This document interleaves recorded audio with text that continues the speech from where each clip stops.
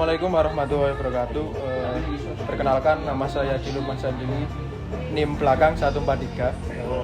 Di sini saya dengan Mas Ivan, yang dimana dia selaku wakil ketua dari organisasi Pergerakan Mahasiswa Islam Indonesia. Nah, jadi di sini kita akan membicarakan tentang politik Islam di Indonesia. Nah, sebelumnya kita akan tahu politik Islam di Indonesia ini sangat berpengaruh untuk kemajuan negara kita, yang dimana emang benar-benar sejak dulu politik Islam itu sudah ada.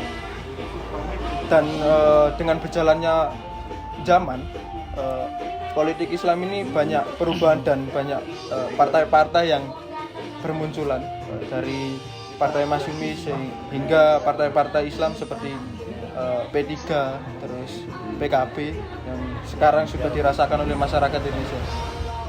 Langsung saja, di sini kita akan sharing-sharing saja tentang bagaimana sih politik Islam di Indonesia. Menurut Mas, bagaimana politik Islam di Indonesia?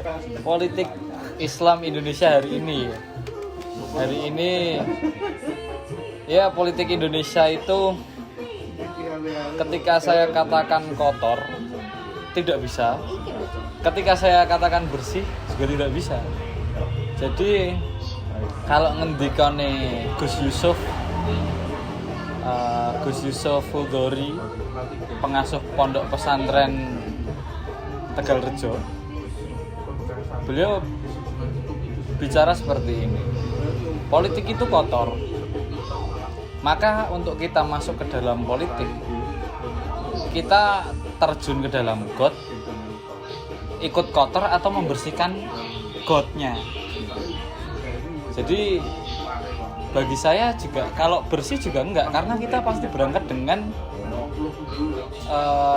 kekotoran-kekotoran yang sudah akan kita hadapi. Nah, menghadapi kekotoran itu tinggal kita caranya bagaimana sebagai pemuda Islam hari ini, representatif pemuda Islam hari ini. Kalau saya menanggapi hal tersebut, ya politik Islam hari ini terlalu hanyut dalam nuansa politik yang begitu kotor. Sebenarnya ngomongin kotor dan tidaknya itu anggapan masing-masing ya. Ketika politik itu kotor, lalu apakah bisnis itu bersih? Apakah menjadi seorang administrator itu juga bersih? Menjadi kehidupan kita ini berpolitik sejak kita lahir gitu ya. Bagi saya politik itu sejak kita lahir. Bayi ketika lahir nangis itu adalah upaya politik bayi yang baru lahir agar supaya diperhatikan oleh makhluk yang lain bahwa aku hidup. Seperti itu sederhananya analogi berpolitik. Maka untuk meraih dan mewarnai politik Indonesia sekarang, ya mau kita bawa kemana, selama kita tetap memegang teguh nilai keislaman, tawazun, ta'adul, tawasud,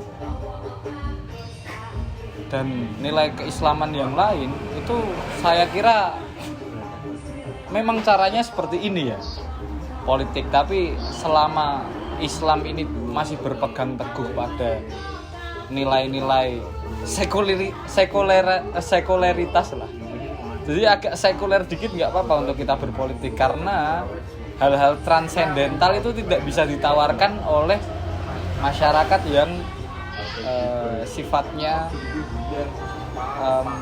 ukhrawi dalam dirinya itu masih kurang. Nggak bisa menawarkan ini adalah perjuangan Islam walaupun caranya kotor.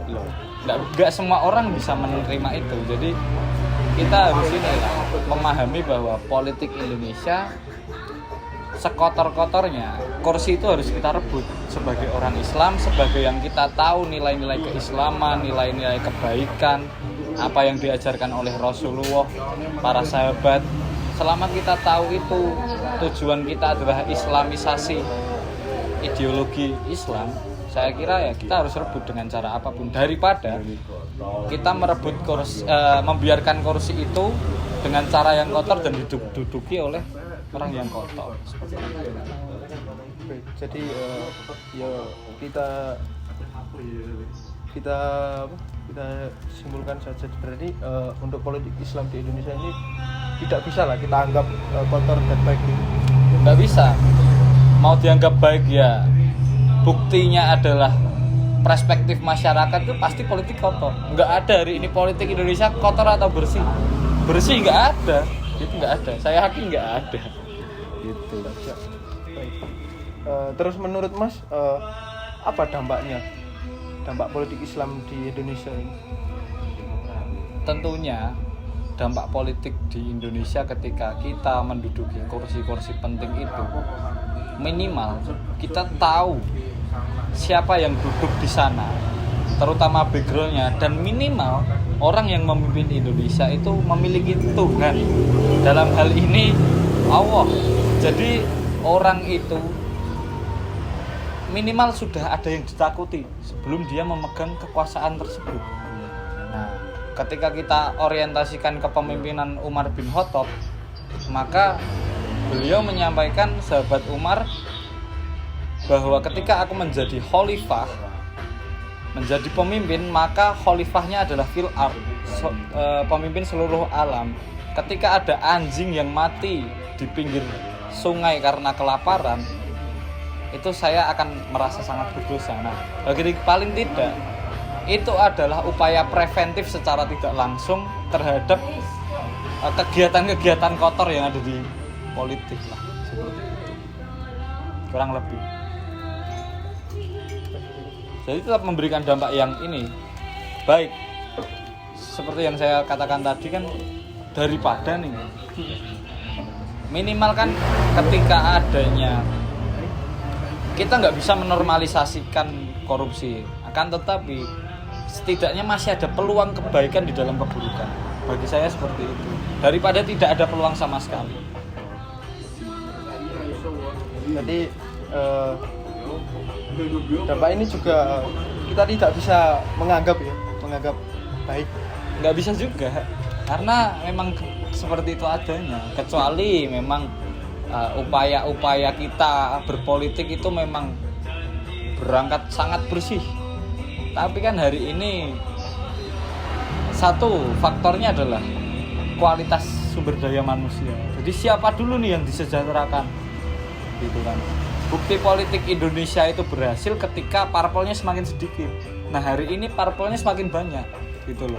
Jadi masih banyak orang yang menggelorakan ideologinya masing-masing, padahal kita sudah memiliki falsafah negara yang baik dan ada di dalam nilai keislaman, itu Pancasila. Jadi selanjutnya kan pasti ini lebih ke masyarakatnya. Yang selanjutnya ini bagaimana mahasiswa menyikapi keadaan partai politik Islam di Indonesia? Upayanya adalah kritis selalu transformatif. Kritis transformatif di sini adalah kita harus selalu sebagai mahasiswa, orang yang terpandang akan intelektual, orang yang dianggap representatif intelektual Indonesia. Berarti ketika kita mengobrolkan mahasiswa dan intelektual adalah outputnya pikiran. Bagaimana pemuda-pemuda di Indonesia itu melek politik. Nah, kesadaran melek politik Indonesia ini harus dipastikan dengan baik bahwa bukan tentang kita masuk politiknya, bukan tentang kita berupaya menjadi pelaku politik, tapi upaya untuk kita bisa mengetahui politik secara utuh.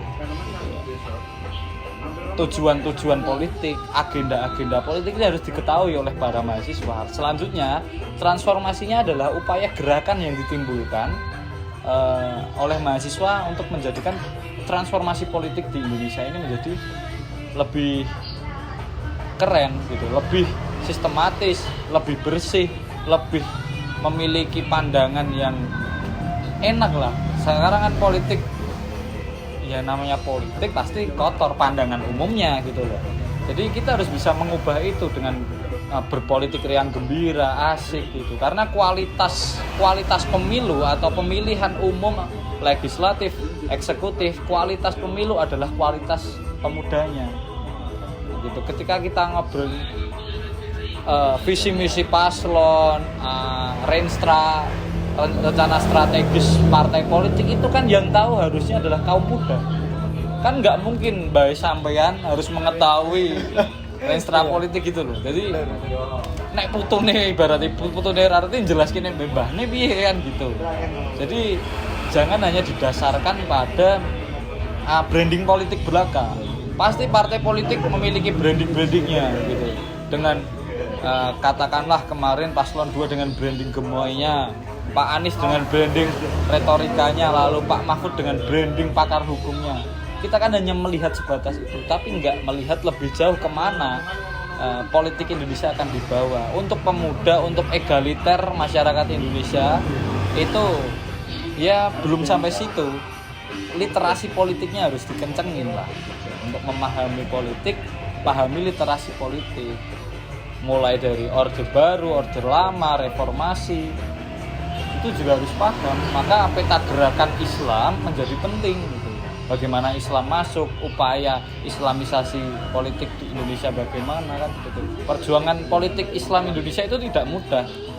Jangan dianggap sebelah mata bahwa politik itu, andai Mas ini kan misal pondok, pinter, melek literasi politik, ya kalau nggak mau mengubah ya gitu-gitu aja terus gitu. Apalagi Anda mahasiswa, kita mahasiswa gitu. Jadi segitu saja ya.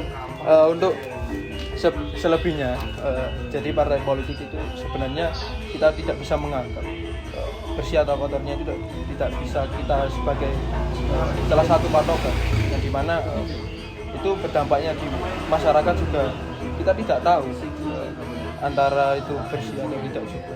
Nah, jadi salah satu untuk bisa merubah tersebut dari pemuda-pemuda sekarang, yaitu mahasiswa, yang dimana di sana itu intelektual tentang politik pasti ada, terutama di organisasi eksternal. Di situ akan dimakani atau dipelajari tentang politik sekarang di Indonesia.